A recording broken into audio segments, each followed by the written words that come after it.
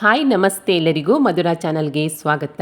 ಇವತ್ತು tea coffee ಜೊತೆಗೆ ಒಂದೊಳ್ಳೆ ಸ್ನ್ಯಾಕ್ಸ್ ರೆಸಿಪಿಯನ್ನು ನಿಮ್ಮ ಜೊತೆ ಶೇರ್ ಮಾಡ್ಕೊಳ್ತಾ ಇದ್ದೇನೆ. ಅದುವೇ ಈರುಳ್ಳಿ ಪಕೋಡ. ತುಂಬಾ ಸುಲಭವಾಗಿ ಗರಿಗರಿಯಾದ ಈರುಳ್ಳಿ ಪಕೋಡವನ್ನು ಹೇಗೆ ಮಾಡ್ಕೊಳ್ಳೋದಂತ ನೋಡೋಣ ಬನ್ನಿ. ಮೊದಲಿಗೆ ನಾನಿಲ್ಲಿ ಒಂದು 3 ಈರುಳ್ಳಿಯನ್ನು ಸಿಪ್ಪೆ ತೆಗೆದುಬಿಟ್ಟು ಚೆನ್ನಾಗಿ ತೊಳೆದ್ಬಿಟ್ಟು ಇಟ್ಕೊಂಡಿದ್ದೀನಿ. ಇವಾಗ ಇದನ್ನು ಎಷ್ಟು ತೆಳ್ಳಗಾಗುತ್ತೋ ಅಷ್ಟು ತೆಳ್ಳಗೆ ಕಟ್ ಮಾಡ್ಕೊಳ್ಬೇಕು. ನೋಡಿ, ನಾನು ಈ ರೀತಿಯಾಗಿ ಕಟ್ ಮಾಡಿ ಇಟ್ಕೊಂಡಿದ್ದೇನೆ. ನಂತರ ಇದಕ್ಕೆ 1 ಟೇಬಲ್ ಸ್ಪೂನ್ ಆಗುವಷ್ಟು ಶುಂಠಿ ಬೆಳ್ಳುಳ್ಳಿ ಪೇಸ್ಟನ್ನು ಸೇರಿಸ್ಕೊಳ್ತಾ ಇದ್ದೀನಿ.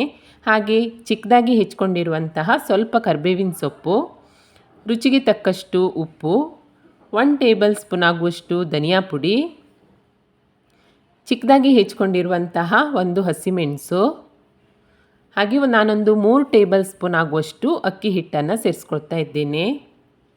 ಅಕ್ಕಿ ಹಿಟ್ಟನ್ನು ಸೇರಿಸಿದ ನಂತರ ಇದನ್ನು ಚೆನ್ನಾಗಿ ಕಿವುಚ್ಬಿಟ್ಟು ಕಲಿಸ್ಕೊಳ್ಬೇಕು. ನೋಡಿ, ಈ ರೀತಿಯಾಗಿ ಚೆನ್ನಾಗಿ ಕಿವುಚ್ಕೊಳ್ತಾ ಮಿಕ್ಸ್ ಮಾಡ್ಕೊಳ್ಬೇಕು. ನಂತರ ಇದಕ್ಕೆ ಸ್ವಲ್ಪನೇ ಕಡಲೆ ಹಿಟ್ಟನ್ನು ಸೇರಿಸ್ಕೊಳ್ತಾ ಮಿಕ್ಸ್ ಮಾಡ್ಕೊಳ್ತಾ ಬರಬೇಕು.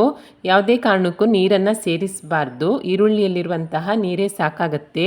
ಹಾಗೆ ಕಡಲೆ ಹಿಟ್ಟನ್ನು ಕೂಡ ಜಾಸ್ತಿ ಸೇರಿಸ್ಕೊಳ್ಬಾರ್ದು, ಬರೀ ಹಿಟ್ಟಿಟ್ಟೇ ಆಗುತ್ತೆ.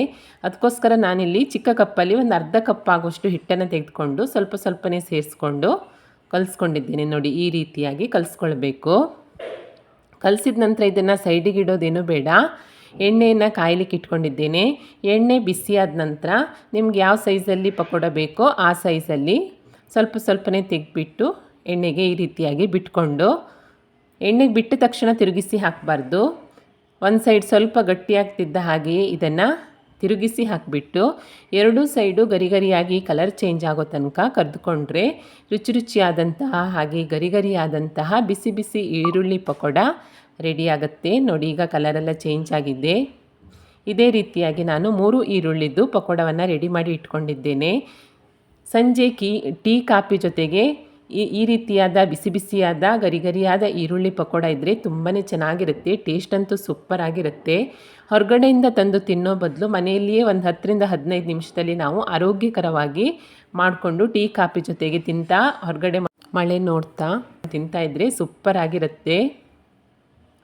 ತುಂಬಾ ಸಿಂಪಲ್ ಆದಂಥ ರೆಸಿಪಿ. ಒಮ್ಮೆ ಈ ವಿಧಾನದಲ್ಲಿ ಟ್ರೈ ಮಾಡಿ ನೋಡಿ ಪಕೋಡವನ್ನು. ರೆಸಿಪಿ ನಿಮಗೆ ಇಷ್ಟ ಆದಲ್ಲಿ ಲೈಕ್ ಮಾಡಿ, ಶೇರ್ ಮಾಡಿ, ಹಾಗೆ ಕಮೆಂಟ್ ಮಾಡಿ. ಹೊಸದಾಗಿ ನಮ್ಮ ಚಾನಲ್ ನೋಡ್ತಾ ಇದ್ದರೆ ಸಬ್ಸ್ಕ್ರೈಬ್ ಮಾಡ್ಕೊಳ್ಳಿ. ಸಿಗೋಣ ಮುಂದಿನ ರೆಸಿಪಿಯಲ್ಲಿ. Thank you for watching.